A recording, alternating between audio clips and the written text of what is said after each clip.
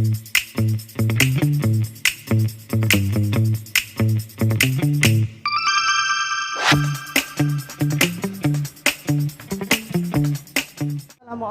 warahmatullahi wabarakatuh. Waalaikumsalam warahmatullahi Nama wabarakatuh. saya Yanti Samsuhadi, saya dari MTA Sedayu 1.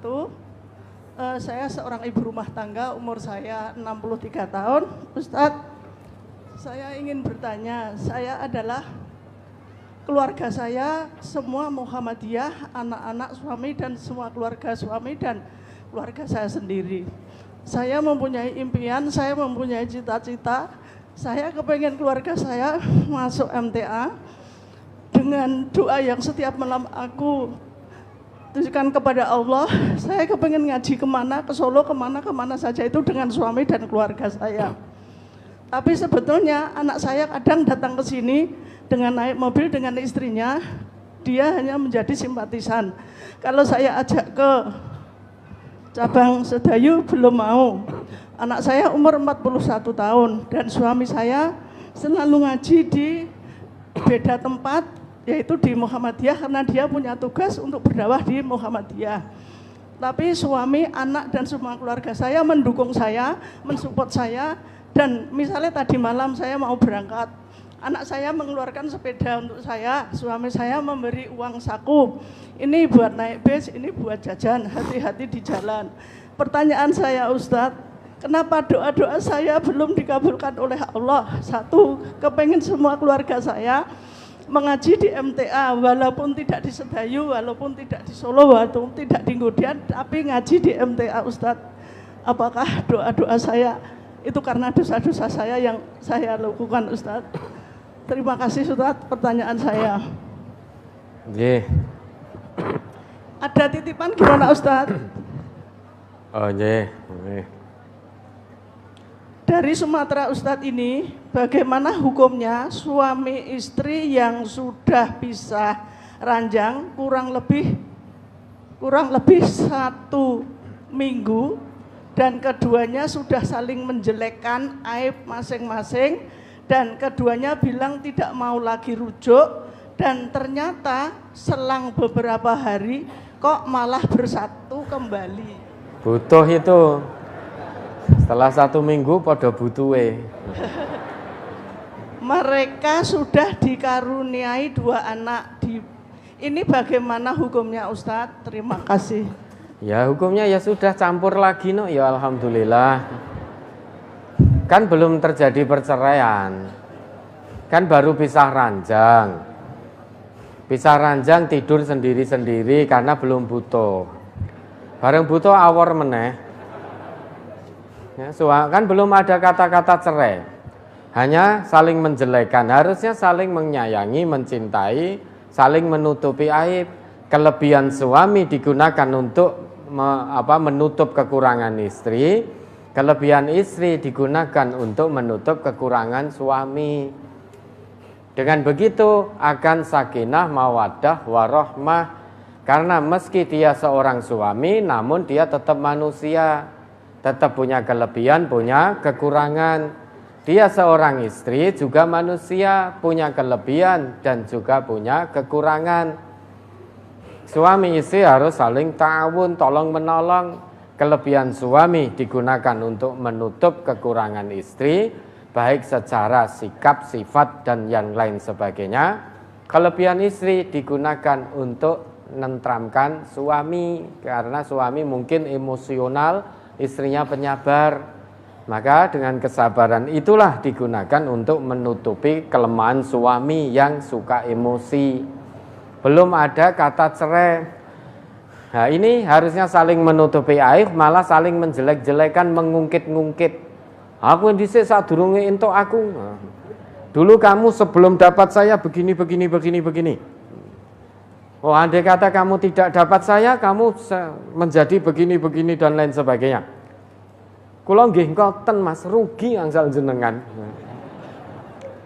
Umpami seandainya saya tidak jadi istri panjenengan, saya dulu sudah naik mobil mewah Mas. Karena dulu ada yang mencintai saya, orang kaya. gandeng sek niki angsal jenengan ngepit ontel kula. Sudah saling mengungkit, maka akan terjadi cekcok berkepanjangan. Hentikan sudah. Dan alhamdulillah sekarang sudah terhenti. Ya, sudah awor lagi, maka jangan pisah-pisah ranjang lagi. Saling menjaga, saling mengamalkan kewajibannya masing-masing. Kalau memang belum terjadi perceraian, belum keluar kata-kata cerai, talak, pegat dan lain sebagainya, baru wes aku ra gelem karo kowe. Yang istrinya juga begitu. Saya juga tidak mau sama panjenengan Mas. Saat ini maksudnya. Tapi setelah seminggu podo geleme. Podo butuhe, podo isine. Semuanya saling memberi kode. Karena pisah ranjang di kamar yang berbeda, membuka pintu ngingo, arep ngomong ki ya wis bacot isin, bacot gengsi. Dan alhamdulillah sekarang sudah awor lagi, maka diberi nasihat, dikuatkan, didoakan. Itu pertanyaan kedua. Yang pertama, Ibu, Allah, Nabi itu tidak kenal MTA. Yang ada itu Islam. Innad dina indallahil Islam. Agama di sisi Allah itu hanya Islam. Tidak ada agama MTA. Tidak ada agama Muhammadiyah. Tidak ada agama NU juga tidak ada. Agama Persis LDII itu juga tidak ada. Allah, Nabi tidak kenal itu semua. Itu hanya wadah tempat kita ngaji. Ya, wadah tempat kita ngaji. Mau ngaji dimanapun, wadahnya dimanapun silahkan. Yang penting pertama dia Islam, dia mengerjakan sholat 5 waktu. Kemudian yang dikaji juga Quran dan Sunnah, insya Allah kita akan bertemu. Memang terkadang karena wadah yang beda ini tadi, terkadang akan ada perbedaan pengamalan dalam keluarga. Dan terkadang pula perbedaan pengamalan ini akan menimbulkan masalah dalam rumah tangga. Suami maksa istrinya harus sama dengan suami, istrinya karena yang diyakini apa yang ada di tempat kajiannya sehingga pengen suami dan anak-anaknya gabung menjadi satu, maka kemudian karena masing-masing meyakini satu dengan yang lain, yang namanya keyakinan tidak bisa dipaksakan. Yang penting dia Islam, sholat 5 waktu secara taat pada Allah, ikhlas lillahi ta'ala, yang dikaji juga Quran dan Sunnah, insya Allah kita bertemu. Maka kita ingatkan untuk semuanya.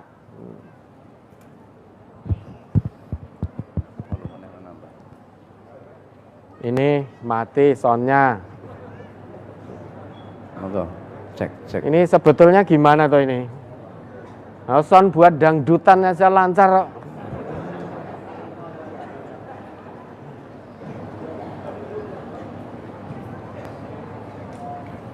Kalau memang, nah ini lancar lagi.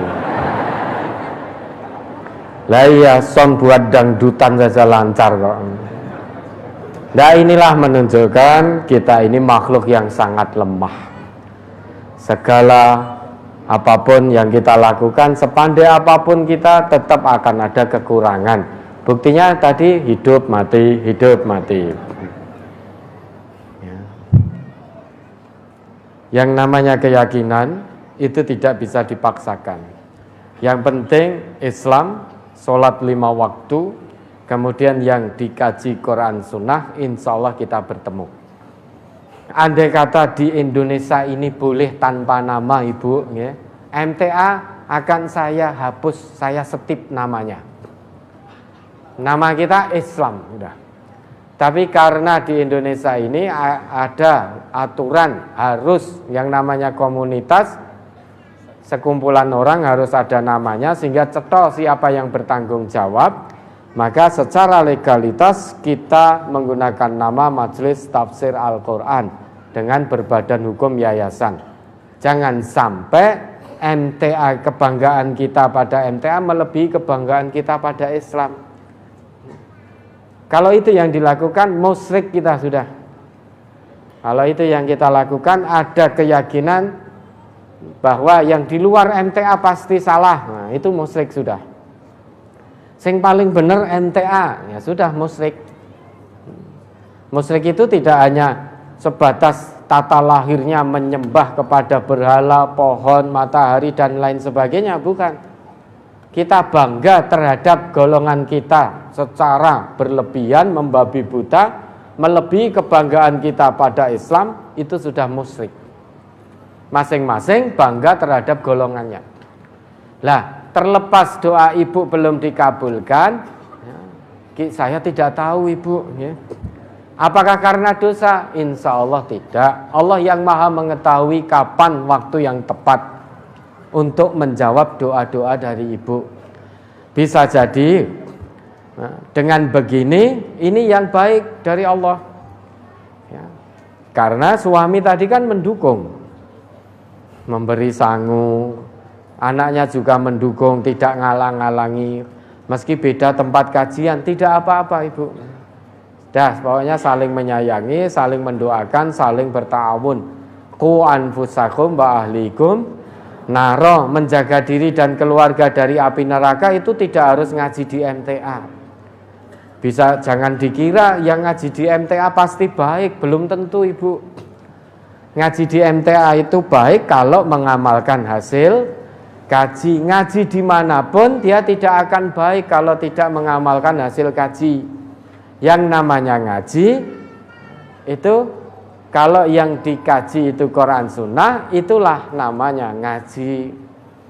Maka kalau ada yang ngaji tetapi tidak mau dengan Quran, tidak mau dengan Sunnah, pertanyaan pengajiannya dipertanyakan.